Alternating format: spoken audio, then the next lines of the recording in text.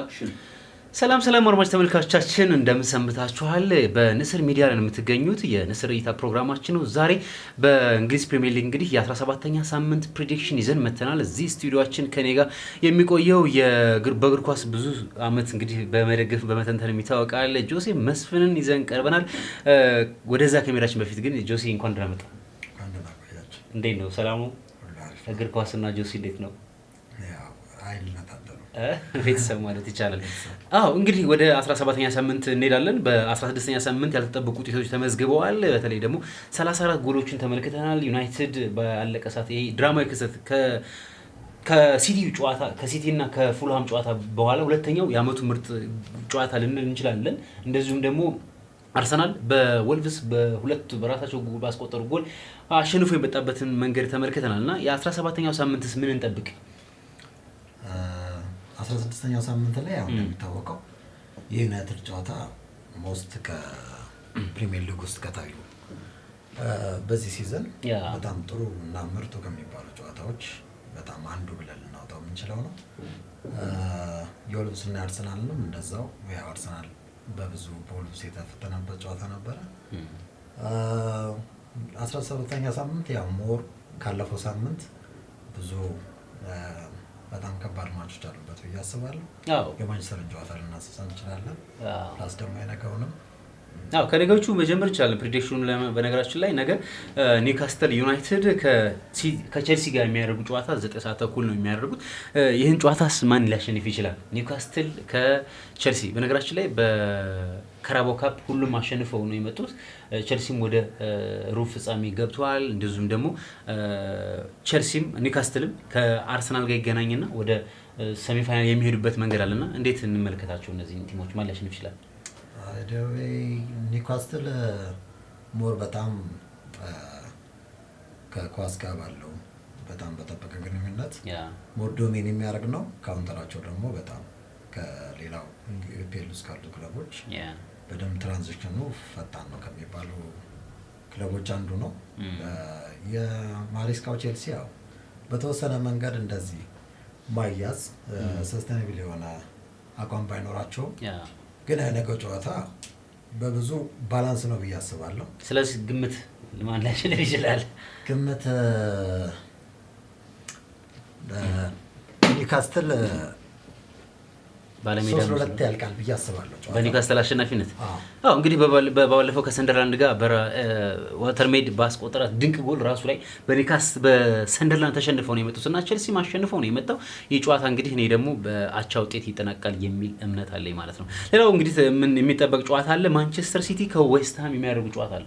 ማንቸስተር ሲቲ እንደሚታወቀው በ2 ነጥብ ዝቅ ብሎ ነው የሚገኘው። በካራባኦ ካፕም ወደ ሰሚፋይናል አልፈዋል። እንደዚሁም ደግሞ በፕሪሚየር ሊጉም በባለፈው አሸንፈው ነው የመጣውና ዌስትሃም ዩናይትድ ባለቀ ሰዓት በአስቶን ቪላ እንዴት አይነት ድንቅ ጨዋታ አስመልክተው ነው ባለቀ ሰዓት በሮጀርስ ጎል ተሸንፈው መጡ እንጂ ይሄም ጨዋታ ማን ሊያሸንፍ ይችላል? ይሄም ተጠባቂ ነው አንዱ በ17ኛ ሳምንት።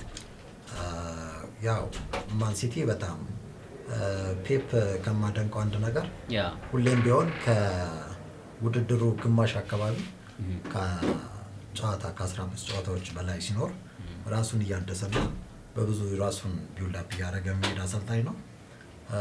እዚህ ዓመት አጀማመሩ ላይ ጥሩ ባይሆንም በአሁኑ ሰዓት ግን ሞር ለአርሰናል ክሎዝድ ሆኖ የደረጃ ሰንጠረዥ የሚከተለው ማን ሲቲ ነው። ስለዛ ዌስትሃም ብዙ ይከብዳል ብዬ አላስብም እኔ። ምክንያቱም አሁን ሲቲ ያለበት ያለፈውን ጨዋታ ብናይ ሲቲ ሞር ዶሚን አድርጎ ጨዋታውን ተቆጣጥሮ ቦል ፕሌይንጉም ፕላስ ደግሞ ትራንዚሽኑም በጣም ጥሩ ነበረ እና የነገው ጨዋታ ሲቲ 3-1 ያልቃል ብዬ አስባለሁ ጨዋታው። እኔም ተመሳሳይነት ያለው ውጤት ነው የምገምተው። በተለይ ግን በካራባኦ ካፕ ላይ ቸርኪ ምን አይነት ድንቅ ጎል እንዲያስመለከተ አይተናል። 2-0 ባሸነፉበት ጨዋታ ምናልባት የቸርኪ መመለስ ፊል ፎደን ወደ አቋሙ መምጣቱ ትክክለኛ በዚህ ፐርፎርም ከቀጠልን ብለዋል። እንግዲህ ፔፕ ጋርዲዮላን በአውሮፓ ቻምፒዮንስ ሊግ ላይ ሪያል ማድሪድን ካሸነፉ በኋላ ጥሩ የሚባል ይሄ በርካታ ዋንጫዎችን እናነሳለን ብለዋል። ምናልባት 11 ጨዋታዎች ነው ከ11 ጨዋታ በፊት ነው ሽንፈት የገጠሙት የሊቨርኩሰንን ሳንጨምር ማለት ነው። ይሄ በእንግሊዝ ክለቦች ላይ ያሳዩት ዶሚኔንስ ነውና ነገም በሜዳቸውም እንደማያረጋቸው ዌስትሃም ምናልባት አሁን 17ኛ ደረጃ ነው የሚገኘውና ምናልባት ኑኖ ስፒሪቶ ሳንቶስም ጠንከር ብለው መስራት ያለባቸው ይመስላል። ትልቅ ቡድን ነው ብለዋል። ትልልቅ ተጫዋቾች አሏቸው የሚል እምነት አንስተዋል። እኔም 3-1 ያሸንፋል የሚል ግምት ይኖረኛል ማለት ነው። ሌላው ብራይተን ሆቭ አልቢዮን ከሰንደርላንድ እንመለከታለን። ብራይተኖች እና ሰንደርላንድ ደግሞ አዲስ አዳጊ ነው። እሱን ጨዋታ እንዴት እንመለከታለን? ብራይተን ሞር ዊንግ ባኮች ላይ በዊንግ የሚነሱ ብዙ ፎርዋርድ ተጫዋቾች አሏቸው። ፉልባኮችም ቆንጆ ናቸው። ግን ሰንደርላንድ ሞር ኳሱን ተቆጣጥረው የሚጫወት ነው። ሁለቱም ተመጣጣኝ የሆነ የእግር ኳስ ማች አላቸው ብዬ አስባለሁ። የሁለቱ ጨዋታ ግን ሞር ለሰንደርላንድ አጋድላለሁ እኔ 2-1 ያልቃል ጨዋታውን አስባለሁ። በጣም ተጠባቂ ጨዋታ ነው። ምናልባት በፕሪሚየር ሊጉ ሊጎዱ ከሚችሉ በአፍሪካ ዋንጫ ተጫዋቾች ከሄዱባቸው ክለቦች መካከል አንዱ ሰንደርላንድ ነው። 6 ተጫዋቾች ነው የሚሄዱበት። ይሄም ማለት በጣም ከባድ ነው። አዲስ አዳጊ ነው። ሰርፕራይዝ ያደረገን ቲም ነው። አሁን ባለበት አቋም ከቀጠለም በጣም አስፈሪ ነው። እንዲሁም ይሄ 3 ክለቦች ይመጣሉ፣ 3 ክለቦች ተያይዘው የሚወርዱበትን ነገር ያስቀራል የሚል ኦልሞስት መደምደሚያ እየደረስ ነው እና አሁን ካለው ነጥብ አንጻር በጣም የሚገርም ነው። የባለፈው ደግሞ ተጠባቂ ሁኔታውን ደርቢ ኒውካስትልን አሸንፎ መምጣቱ ሞራል አግኝተዋል እና ምናልባት ይሄም ጨዋታ እንግዲህ እንዳልከው ለሰንደርላንድ ስንቅ የሆናቸው ይችላል። ብራይተኖች እያቆለቆሉ ወይም ደግሞ ውጤታቸው ደካማ እያስመለከቱን የመጡበት መንገድ አለና ይሄም ጨዋታ እንዳልከው ምናልባት በሰንደርላንድ በ2-1 አሸናፊነት ይጠናቀቃል የሚል እምነት አለ ማለት ነው። ሌላው የሳምንቱ ትልቅ ጨዋታ እንግዲህ በ17ኛ ሳምንት ትልቁ ጨዋታ ማለት እንችላለን ቶተንሃም ሆትስፐርስ ከሊቨርፑል። እንግዲህ ቶማስ ፍራንክ አደጋ ውስጥ ናቸው። እንዲሁም ደግሞ አርነ ስሎት አሁን ሊቨርፑል ወደ ምፈልግበት ትክክለኛ አቋሜ ላይ ነኝ ወይም ደግሞ በምፈልግበት የታክቲካል ሚና ላይ ነው የምገኘው እያሉ ነው። ይሄን ጨዋታስ በማን አሸናፊነት ይጠናቀቃል? ያው አርነ ስሎት ከብዙ ከሽንፈት በተወሰኑ ላስት 2 ጌሞች አገግመው ወደዚህ ጨዋታ የመጡበት ሁኔታ ነው ያለው። ቶማስ ፍራንክ እንደኔ ብዙ የሚያገግሙበት ነው ብዬ አላስብም። ምክንያቱም ለቡድናቸው ደረጃ በደረጃ ጨዋታ በጨዋታ በደንብ ኳሱን ኮንትሮል አድርጎ መጫወት እያቃተው ፕላስ ደግሞ ያለውንም ውጤት ማስጠበቅ እያቃተው ብዙ ነጥብ እየጣለ የመጣ ክለብ ነው። ሊቨርፑል አሁን ባለው ተነሳሽነት ቦርድ ጨዋታውን የማሸነፍ እድሉ ወደ ሊቨርፑል መሄድ ይመስለኛል። አርነ ስሎትም ያው እንደዚህ ቢሉም ብዙ ነው ባለስማማበትም። አሁን ትክክለኛው የጨዋታ ሞር እነሱ ሊቨርፑል ሃይ ፕሬሲንግ ነው። ያው ክሎፕ ሰርተው የት ቡድን በደንብ ፕሬስ አድርጎ ሌሎችን ቡድን ዶሚን አድርጎ አሸንፈው የሚወጣ ነው። አርነ ስሎት በዛ ባለፈው አመት በተሻለ ከሌሎቹ እንግሊዝ ፕሪሚየር ሊግ ክለቦች በተሻለ ያንን አስጠብቀው መውጣቸዋል። ዘንድሮ ግን ብዙ እንዳምነው አይደሉም። ነገር ግን ያው እናያለን። ለሞር የነገው ጨዋታ ወሳኝ ነው ብዬ አስባለሁ። ትክክለኛ ሊቨርፑል ያለበት አቋም እሳቸው እንደሚሉት ነው ወይስ አይደለም የሚለው የፕሬሲንጋቸውንም የአታኪንግ ሲስተማቸውንም ፕላስ ደግሞ መከላከሉ ላይ በደንብ የሚያሳዩን ጨዋታ ነው ብዬ አስባለሁ። ይህንን ጨዋታ ሊቨርፑል አሁንም 2-1 ሰጣለሁ ሊቨርፑል። ምናልባት ለየት ያለ እንትን ስኮር መጨመር ካለብኝ እንጂ እኔም ተመሳሳይ ነው ለሊቨርፑል ሰጣለሁኝ። ምንም እንግዲህ አሁን ትክክለኛ ፐርፎርማንሳቸው ላይ ናቸው የሚለው የምናየው ይሆናል። ነገር ግን ያለፉትን 5 ጨዋታ እንኳን ከተመለከትን በተለይ በሻምፒዮንስ ሊግ ከኢንተር ሚላን ጋር ጥሩ ነጥብ ይዘው ነው የመጡት።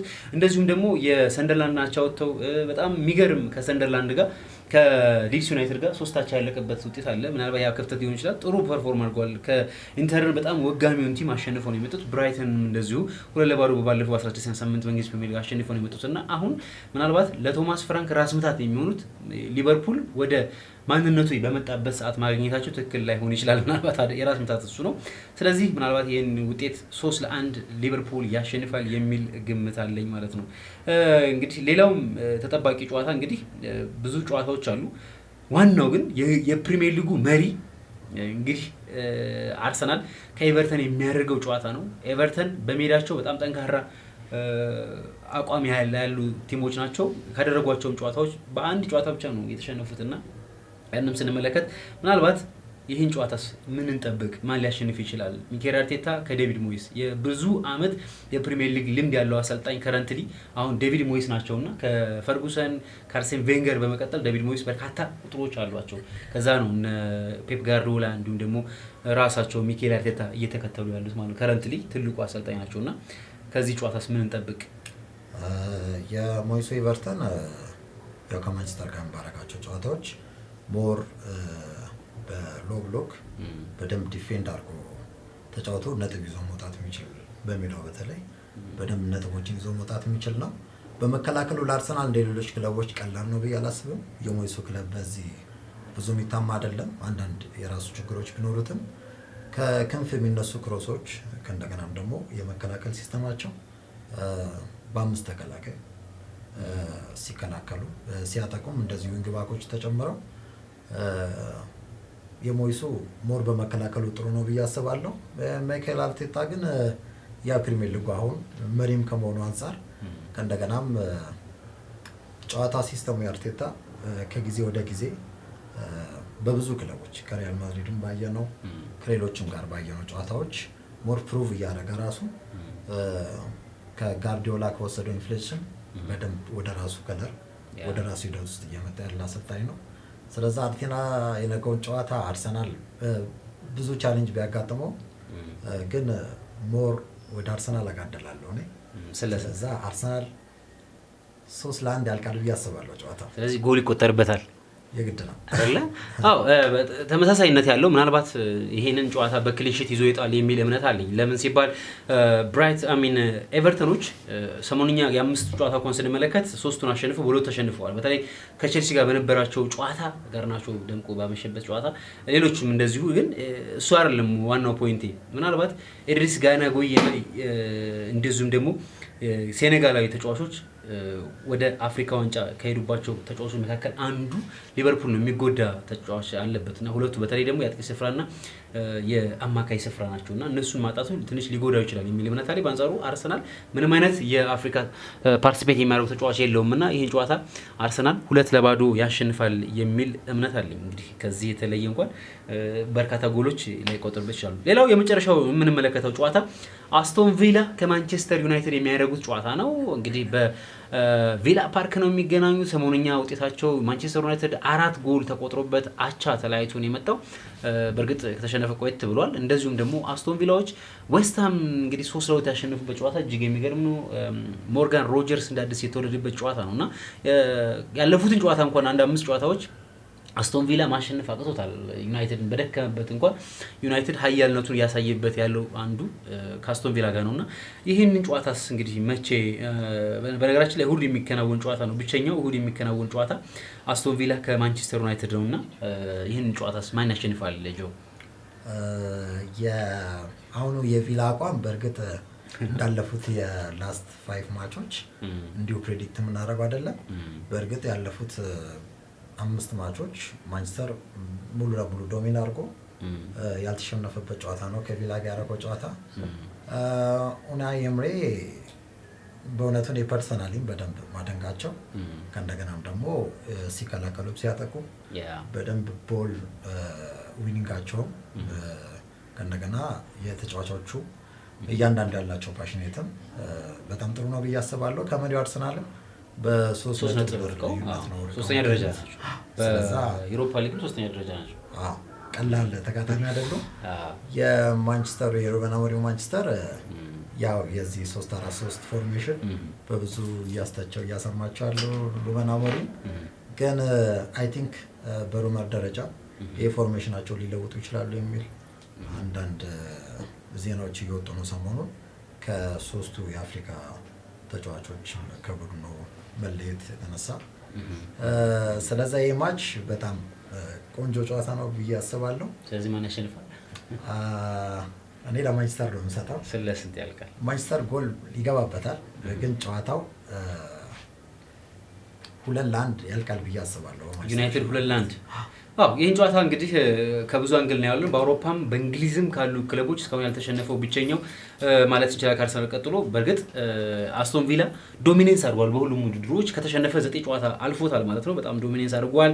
እንደዚሁም ደግሞ ዩናይትድ በኤቨርተን ለመጨረሻ ጊዜ የተሸነፈው፣ ከዛ በኋላ ያሉትን ማሸነፍ ችለዋል። እንግዲህ ክሪስታል ፓላስ ዌስትሃም፣ ወልቭስን እና ቦርማውዝ ጋቻ የወጣበት መንገድ ተመልክተናል። ይህ ጨዋታ በእንግዲህ 1-1 ይጠናቀቃል የሚል እምነት አለኝ ማለት ነው። አድማጭ ተመልካቾቻችን እንግዲህ እስካሁን ይዘንላቸው የቀረብ ነው ከጆሲ ጋር እንዲሁ ደግሞ ካሜራ ባላችን ዳይሬክት በማድረግ ፍራው ረቡማ እኔም ጂሚ ነኝ። የ17ኛ ሳምንት ፕሬዲክሽን ይዘንላችሁ ቀርበናል። እናንተም ደግሞ ሀሳብ አስተያየታችሁን በኮሜንት ሴክሽን አስቀምጡልን። የንስር ሚዲያን ሰብስክራይብ፣ ላይክ እና ሼር እያደረጋችሁ አብራችሁን ቆዩ። አብረናችሁ ነበር ነው በፍቅር እንወጣለን ማለት ነው።